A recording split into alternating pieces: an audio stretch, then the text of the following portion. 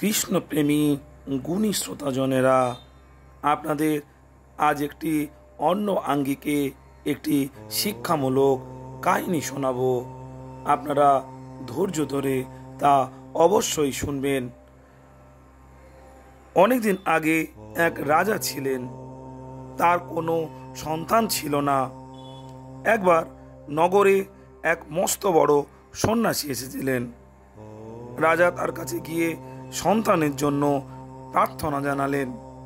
সন্ন্যাসী বললেন, মহারাজ, তোমার প্রাপ্তে কোনো সন্তান নেই, আমি তোমাকে কোনো সাহায্য করতে পারবো না। রাজা অত্যন্ত দুঃখিত হয়ে ফিরে চললেন। পথিমধ্যে তার একজন সাধুর সঙ্গে দেখা হলো। ইনি সেই বড় সাধুরই শিষ্য। সাধু জিজ্ঞাসা করলেন, মহারাজ, আপনি এখানে কোথায় এসেছেন? মহারাজ বললেন, আমি সন্তানের আশায় এখানে এসেছিলাম, কিন্তু কিছুই হলো না। সাধু বলে ফেললেন, চিন্তা করবেন না, আপনার সন্তান নিশ্চয়ই হবে। রাজা আনন্দিত মনে প্রাসাদে ফিরে এলেন। এদিকে সেই সাধুর গুরু বড় সন্ন্যাসী সবকিছু জানতে পেরে শিষ্যের ওপর খুব অসন্তুষ্ট হলেন। তিনি বললেন, রাজার ভাগ্যে সন্তান প্রাপ্তির কোনো যোগ নেই, তুমি কেন ওকে আশ্বাস দিলে সন্তান হবে বলে? শিষ্য বললেন, কি করব প্রভু, রাজার বিষণ্ণ মুখ দেখে আমি বলে ফেলেছি। সন্ন্যাসী বললেন, নিজের কথা সত্য করার জন্য তোমাকেই রাজার ঘরে তার সন্তান রূপে জন্মগ্রহণ করতে হবে। কিছুকাল পরে রাজার এক পুত্র সন্তান জন্মগ্রহণ করে। পুত্রটি সর্বসুলক্ষণ সম্পন্ন ছিল, কিন্তু তার একটি দোষ ছিল, সে কথা বলতে পারত না। রাজা অনেক বড় বড় ডাক্তার কবিরাজ দেখালেন, কিন্তু কোনো লাভ হলো না। রাজা ঘোষণা করে দিলেন, যে ব্যক্তি রাজকুমারকে কথা বলাতে সক্ষম হবে তাকে 1,00,000 টাকা পারিতোষিক দেওয়া হবে। বহু লোক এলো রাজকুমারের চিকিৎসা করতে, নানা রকম ঔষধ দিল, কিন্তু কেউই রাজকুমারকে কথা বলাতে পারল না। এইভাবে দিন কাটতে লাগলো। রাজকুমার বড় হতে লাগলো। একদিন রাজকুমারকে নিয়ে রাজার লোকেরা বনে বেড়াতে গেল। সেখানে গিয়ে তারা দেখলো একজন শিকারী শিকারের আশায় বসে আছে। সে পাখির জন্য অপেক্ষা করছিল, পেলেই মারবে। এই সময় গাছের ডালে এক পাখি ডেকে উঠল। শিকারী সেই ডাক শুনে পাখিটিকে দেখতে পেল এবং তৎক্ষণাৎ সেটিকে মেরে ফেলল। তাই দেখে রাজকুমার বলে উঠল, কথা বলেই মরল। এই কথা শুনে রাজকুমারের সঙ্গে আসা রাজ অনুচর অত্যন্ত আনন্দিত হলো যে রাজকুমার আজ কথা বলেছে।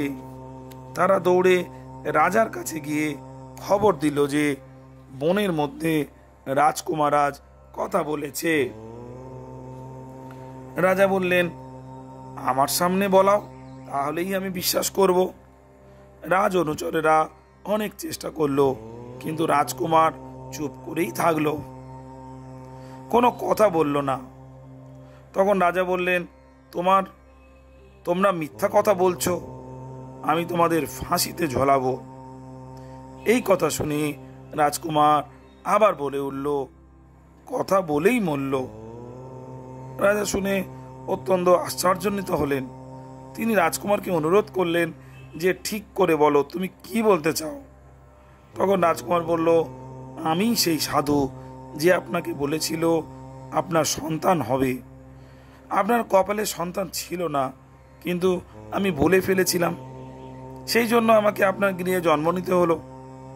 আমি যদি কথাটি না বলতাম তাহলে আমাকে আর জন্মগ্রহণ করতে হতো না। পাখিটিও কথা বলল, তাই শিকারী তাকে মেরে ফেলল। এই অনুচরেরা আপনাকে আমার কথা বলার খবর দিয়েছে, সেই জন্য এদেরও মৃত্যুর হুকুম হয়েছে। এই সব কথা বলার পরিণাম। তাই আমার মুখ দিয়ে বেরিয়ে গেল যে কথা বললেই মরবে। এখন আমি চললাম, কারণ আমিও কথা বলে ফেলেছি। এই বলে রাজকুমার মৃত্যুর কোলে শয়ন করল। সন্ন্যাসী ঠিকই বলেছিলেন। জনবহুল এই পৃথিবীতে যারা বহু কথা বলে তাদের বহু দুঃখ। চুপ করে থাকো যদি জীবনে সুখের আশা রাখো। শ্রোতাজনেরা, যদি আপনাদের এই শিক্ষামূলক কাহিনীটি ভালো লেগে থাকে তবে চ্যানেলটিকে সাবস্ক্রাইব করতে ভুলবেন না। আর চ্যানেলে নতুন হলে আপনারা বিভিন্ন কৃষ্ণ কথা এই চ্যানেলের মধ্য দিয়ে শুনতে পাবেন। আপনারা অবশ্যই চ্যানেলটিকে সাবস্ক্রাইব করুন এবং বেশি বেশি করে লাইক করতে ভুলবেন না। ভালো থাকবেন কৃষ্ণপ্রেমী গুণী শ্রোতাজনেরা। নমস্কার।